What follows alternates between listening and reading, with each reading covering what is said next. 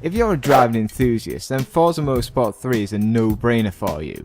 It remains a true simulation racing game, but what Turn 10 has done is crammed everything to do with cars in this game that appeals to a much wider audience.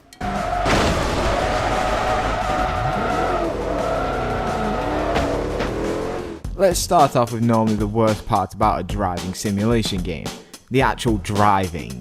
Normally this is a pain for anyone who doesn't know what a chicane or a G-force is, but with Forza Motorsport 3, you don't even need to know what a brake is. Of course, the infamous driving line is back, and it's as good as ever, but there is also an auto brake, so you don't even have to brake and you can just ease on and off the gas, and also steer, of course.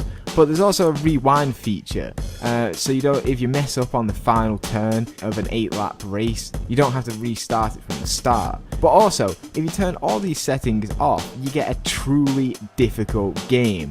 This is because their physics in the game are just astonishingly good, and it really feels like you're driving the cars that they give you to drive.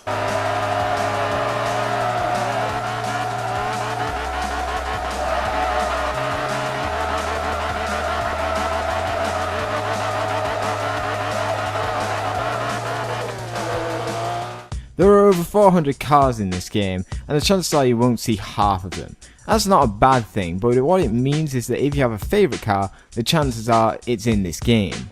There's also roughly 19 locations to choose from, which have a various number of track layouts, and equal about 100 tracks in the game. However, some of these tracks are from Forza 2, so if you played Forza 2 a lot, you might not be as happy as, let's say, if they brought all new locations to this game. But what's stunning about this is that the graphics in the game aren't downgraded because of all this content. All the cars look amazing, but it comes at a cost. You have to install 1.9 gig on your hard drive if you want all the content in the game.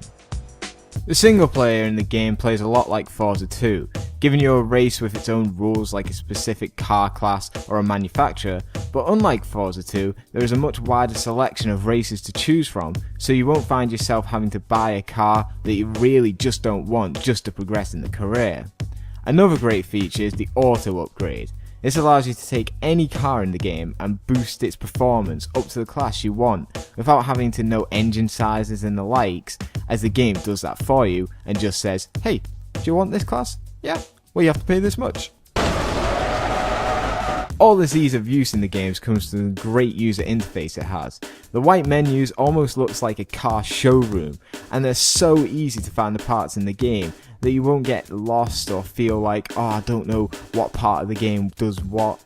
Speaking of which, the online auction house from Forza 2 makes a return, but it has been expanded into another storefront where you can buy and sell tuning setups, vinyl groups, and watch and upload videos and pictures from the game.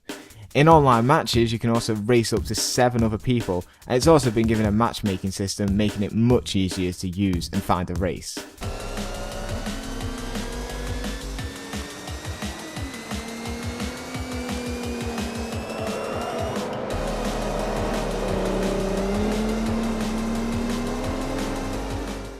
If you ever get bored racing in this game, you can also just go off and design some cars. From the huge response it received in Forza 2, the design feature has been given a huge improvement, increasing the number of images you can actually place on each side of the car, making it possible to create pretty much anything as long as you know how to do it and have the patience to actually do it.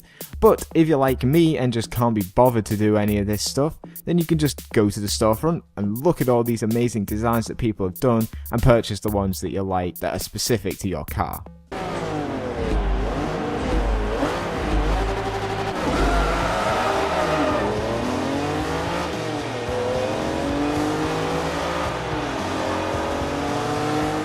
Forza Motorsport 3 still maintains the level of simulation you expect from the series, but has been given enough assists that make it much more accessible. With a ton of content and stunning graphics, there is no reason why this can't take the top of the racing simulation genre.